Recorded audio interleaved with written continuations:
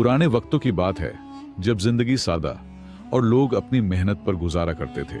एक सुनसान सहराई इलाके में शहर की चहल पहल से दूर दो दोस्त रहा करते थे। एक का नाम जमाल था और दूसरे का अली। दोनों पेशे से मजदूर थे, सादा दिल और मेहनती, मगर दौलत और वसाइल की दुनिया से काफी दूर। हर सुबह वो सूरज निकलने से पहले ही मजदूरी के लिए रवाना हो जाते। दिन भर की सख्त मेहनत के बाद शाम को जब थके हारे लौटते तो किसी दरख्त के साए तले बैठकर रोटी के चंद निवाले बांट लेते। उनकी दोस्ती में सादगी, खुलूस और एक खामोश सी वफादारी झलकती थी। लेकिन वक्त हमेशा एक सा नहीं रहता। एक दिन ऐसा आया जब उनके दरमियान एक सख्त झगड़ा हो गया। बात इस कदर बढ़ गई कि वो काजी के पास जा पहुंचे ताकि फैसला किया जा सके।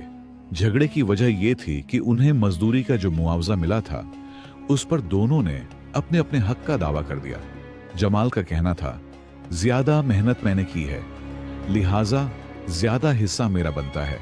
अली ने फौरन जवाब दिया, मैंने भी बराबर काम किया है, बल्कि ज्यादा, इसलिए मुझे ज्यादा मुआवजा मिलना चाहिए। काजी इन दोनों की बातें सुनकर हैरान रह गया।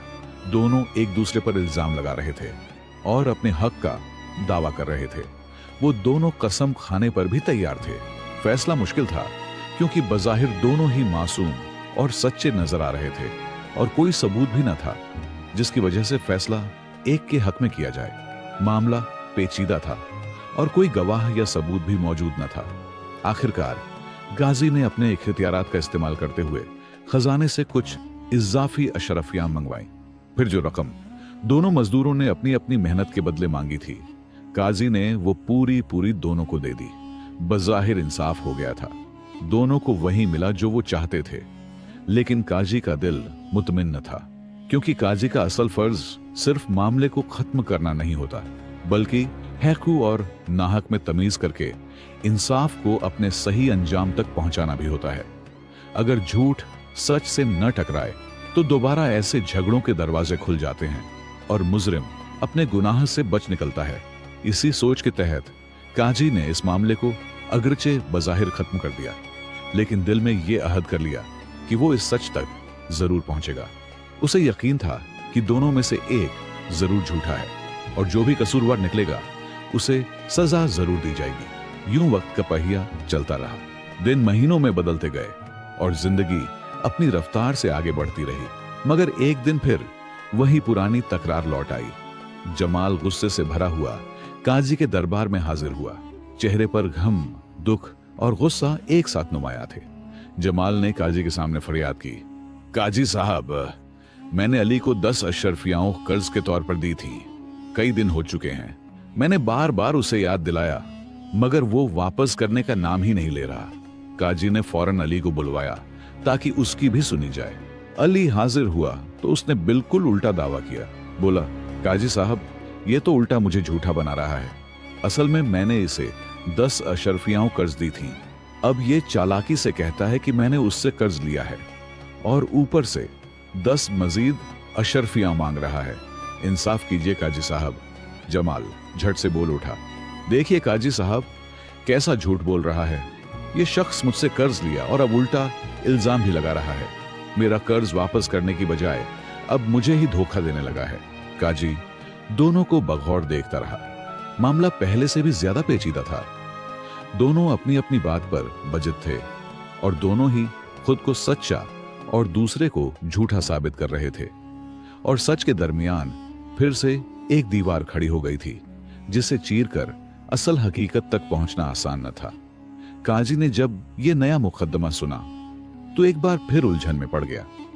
अब की बार मामला सिर्फ मजदूरी या साबिका तनाजा नहीं था, बल्कि कर्ज जैसी नाजुक चीज का सवाल था और दोनों का दावा एक दूसरे की जद में था।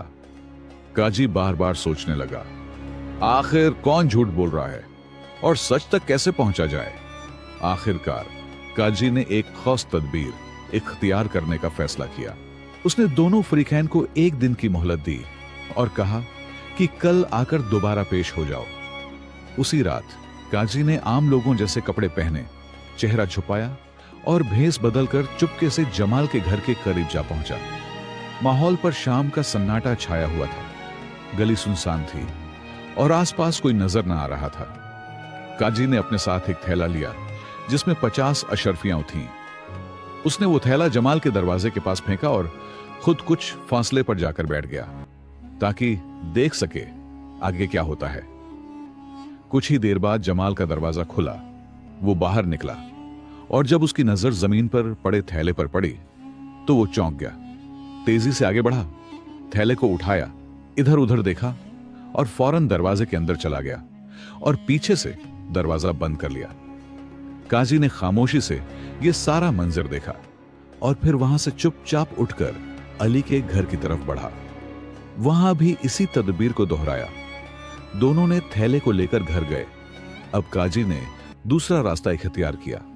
रात का अंधेरा छा चुका था, बादलों की गड़गड़ाहट सुनाई दे रही थी और फिजा में ठंडी हवा के झोंके चल रहे थे। काजी ने अली के दरवाजे पर जाकर आहिस्ता से दस्तक दी। थोड़ी ही देर में दरवाजा खुला और अली सामने आ गया। काजी ने नरमी से कहा, भाई साहब, मैं एक गरीब मुसाफिर हूं। बारिश होने वाली है और मेरे पास सर छुपाने को कोई जगह नहीं। क्या तुम मुझे एक रात के लिए पनाह दे सकते हो? अली ने काजी को गौर से देखा, मगर क्योंकि काजी ने भेस बदला हुआ था वो उसे पहचान न सका। अली ने बेझिझक दरवाजा पूरा खोला और कहा, आइए भाई, आप जैसे मुसाफिर के लिए मेरा घर हाजिर है। बारिश में बाहर रहना कहां का इंसाफ है। गया कमरे में सादगी और मेहमान नवाजी का माहौल था। अली ने अपने अंदाज में बातें शुरू की। काजी से उसका हाल अहवाल पूछा और खुद भी अपने घर की हालत, रोजमर्रा की मेहनत और जिंदगी के मामूलात के बारे में बताया। फिर अली ने मेहमान नवाजी का सबूत देते हुए सादा सा खाने का बंदोबस्त किया। दोनों ने मिलकर खाना खाया। काजी ने हर लम्हा अली के रवैये को गौर से देखा और दिल में नोट करता रहा। खाने के बाद काजी ने जेब पर हाथ फेरा, फिर अचानक चेहरे पर परेशानी तारी की और हैरत से बोला, या अल्लाह, ये क्या हो गया मेरे साथ? अली फौरन परेशान होकर बोला, क्या हुआ भाई साहब, खैरियत तो है? काजी ने थोड़ा रंजीदा लहजे में कहा, बेटा, मेरे पास अशरफियों का एक थैला था, सारी जमा पूंजी उसी में थी। लगता है कहीं रास्ते में गिर गया या चोरी हो गया। अब मैं क्या करूं? मेरा तो सब कुछ उसी में था। अली ने काजी की बात सुनी और थोड़ा सोचकर बोला, भाई साहब, मुझे रास्ते से एक थैला मिला है, लेकिन उससे पहले यह बताएं, इसमें कितनी अशरफियां थीं और कैसी दिखती थीं? काजी ने इत्मीनान से जवाब दिया, बेटा, इस थैले में तकरीबन 50 अशरफियां थीं सोने की। मेरी तमाम पूंजी इसी में थी। अली फौरन उठा, कमरे के एक कोने में गया जहां उसने थैला छुपा कर रखा था। उसने उसे खोला, गिना और देखा कि वाकई 50 अशरफियां मौजूद थीं। बगैर कोई सवाल किए उसने थैला वापस लाकर काजी को दे दिया। काजी ने दिल की गहराई से अली को देखा और उसकी ईमानदारी, मेहमान नवाजी और खुलूस से बेहद मुतासिर हुआ। वह दिल से दुआएं देने लगा, बेटा, तुम जैसे लोग दुनिया में कम होते हैं। अल्लाह तुम्हें इज्जत दे, रिज्क दे और सच्चाई पर कायम रखे।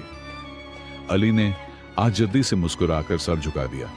काजी उठने लगा तो अली ने अदब से कहा, भाई साहब, रात का वक्त है, अंधेरा है, बाहर बारिश भी हो सकती है।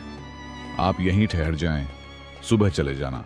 मगर काजी ने नरमी से बहाना बनाकर कहा, नहीं बेटा, मुझे अभी जाना जरूरी है, एक काम बाकी है। और वह अली के घर से खामोशी से निकल गया। काजी अब सीधा जमाल के घर पहुंचा। वहां जाकर दरवाजा खटखटाया।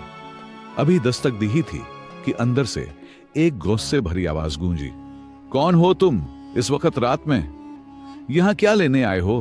काजी ने तहम्मुल से जवाब दिया, भाई साहब, एक जरूरी काम है, बराए करम दरवाजा खोलें, कुछ बात करनी है।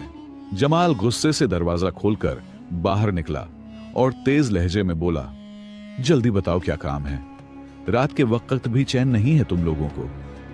काजी ने नरमी से कहा, भाई साहब, मैं एक मुसाफिर हूं, आज की रात गुजारने के लिए किसी पनाह की तलाश में हूं। क्या आपके घर में थोड़ी सी जगह मिल सकती है? जमाल ने बेरुखी से जवाब दिया, नहीं, मेरे घर में तो इतनी तंगी है कि हम खुद बमुश्किल सोते हैं। अगर तुम्हें भी रख लूं तो हम कहां जाएंगे? जाओ यहां से, मेरे पास कोई जगह नहीं है तुम्हारे लिए। काजी ने तहम्मुल से सर हिलाया और एक लम्हे बाद बोला, ठीक है भाई साहब, मैं चला जाता हूं, लेकिन एक और बात है। शाम को इसी गली में मेरा एक थैला गुम हो गया है। इसमें 50 अशर्फियां थीं। मैं ज्यादा दूर नहीं गया था। मुझे शक है कि वह यहीं कहीं गिरा होगा। बहुत ढूंढ चुका हूं मगर नहीं मिला। काजी की बातें सुनते ही जमाल का चेहरा तेज हो गया और वो फौरन बदतमीजी पर उतर आया। गुस्से से बोला, क्या बकवास है यह? तुम कहना क्या चाहते हो? अब मुझ पर इल्जाम लगाने आए हो? शर्म करो कुछ। यहां तो सिर्फ मेरा ही घर है और मैंने कोई थैला नहीं देखा। काजी की इस पूरी तहकीक, छानबीन और खामोश मुशाहदे के पीछे एक गहरा मकसद छुपा हुआ था, जिनसे आप बहुत कुछ सीख जाओगे। लिहाजा काजी रात के वक्त अली और जमाल के रवैये को बगौर देखने के बाद खामोशी से अपने घर वापस लौट आया। सारी रात उसने जो कुछ देखा और सुना वो दिल में महफूज कर लिया। अब फैसला करने का वक्त था। सुबह होते ही काजी दरबार में जा बैठा। दरबार में लोगों की आमद शुरू हुई और कुछ ही देर में जमाल और अली को भी दरबार में पेश कर दिया गया। काजी ने संजीदा लहजे में दोनों की तरफ देखा और कहा, मैं एक बार फिर तुम दोनों को खबरदार कर रहा हूं। अब मुझे सच और झूठ दोनों का पता चल चुका है। मेरे पास आंखों देखा सबूत मौजूद है जो मैं इनकार करने वाले के सामने पेश करूंगा। लेकिन अगर कोई अपनी गलती मान ले, सच सच बता दे, तो शायद उसके साथ नरम रवैया इख्तियार किया जाए। सजा से बचने का यही वाहिद रास्ता है। यह सुनकर जमाल फौरन बोल उठा। उसका लहजा ऊंचा और जबरदस्ती से भरा हुआ था। काजी साहब, मुझे तो आपका पिछला फैसला बिल्कुल ठीक लगा था। मैं आज भी वही कहता हूं जो कल कहा था। इंसाफ चाहिए मुझे। झूठा सिर्फ अली है। काजी ने खामोशी से जमाल को देखा, फिर अली की तरफ रुख किया। अली ने अदब से सर झुकाया और कहा, काजी साहब, आपको इख्तियार है। फैसला आप ही करें कि कौन सच्चा है और कौन झूठा। हम दोनों ने अपनी बात कह दी। अब आप ही हक और बातिल के दरमियान फर्क करें। लिहाजा काजी ने जमाल की तरफ नरमी से देखते हुए कहा, बेटा, मैं तुम्हें एक आखिरी मौका दे रहा हूं। साफ साफ बता दो, सच क्या है? मगर जमाल जिद पर अड़ा रहा। वो मुसलसल अपनी पुरानी बात दोहराता रहा। काजी साहब, मैं सच्चा हूं। मैंने अली से कोई कर्ज नहीं लिया। काजी खामोशी से सुनता रहा, लेकिन वह सब कुछ जान चुका था। बिलाखिर काजी ने वह सब कुछ जाहिर कर दिया जो रात को उसने खुद अपनी आंखों से देखा था। काजी ने जमाल के घर पर अपने चुपके से थैला फेंकने और फिर जमाल को वो थैला उठाकर अंदर ले जाते हुए सारा मामला बयान कर दिया। यह सुनते ही अली हैरत से काजी की तरफ देखने लगा और जमाल का चेहरा जर्द पड़ गया, मगर फिर भी वह अपनी बात पर कायम रहा और हठधर्मी से बोला, काजी साहब, आप मुझ पर झूठा इल्जाम लगा रहे हैं। मैंने कोई थैला नहीं लिया और ना ही अली से कर्ज लिया। अब काजी के लिए फैसला करना आसान हो गया था। उसने अली को तमाम इल्जामात से बरी कर दिया और जमाल पर झूठ बोलने और चोरी का जुर्म साबित होने पर सजा सुना दी। चंद दिन बाद जब जमाल सख्त मशक्कत वाली सजा का कुछ हिस्सा भुगत चुका था, तो काजी ने उसे बुलाया और नरमी से पूछा, बेटा, अब तो सजा काट रहे हो, सच बता दो, गलती किसकी थी? इस बार जमाल का सिर झुका हुआ था, लहजा टूटा हुआ और दिल नादिम। उसने धीरे से कहा, काजी साहब, गुनहगार मैं ही हूं। मैंने अली से कर्ज लिया था और वो थैला भी मैंने ही उठाया था। मैंने आपसे झूठ बोला। मैं शर्मिंदा हूं। यह पूरी तहकीक दरअसल काजी किसी और मकसद के लिए कर रहा था, क्योंकि उसका खास मुशीर, जो काजी के अहम राजों का अमीन था, कुछ अरसा कब्ल वफात पा चुका था। काजी को एक ऐसे सच्चे और ईमानदार शख्स की तलाश थी जो न सिर्फ वफादार हो बल्कि उसकी कुर्बत और एतमाद का अहल भी हो। जब पूरी तहकीक के बाद काजी को यकीन हो गया कि अली ही सच्चा और बाकिरदार इंसान है, तो उसने अली को सरकारी तौर पर अपना मुशीर खास मुकर्रर किया। साथ ही उसे एक बड़ी तनख्वाह और एक खूबसूरत रिहाइश भी अता की। अली के लिए यह सब किसी ख्वाब से कम न था। वह जो कल तक मजदूरी करता था, आज काजी का करीब तरीन साथी बन चुका था। यह सब सिर्फ उसकी ईमानदारी, सच्चाई और सब्र का नतीजा था। और जमाल को झूठ और लालच के बदले जिल्लत की जिंदगी मिली।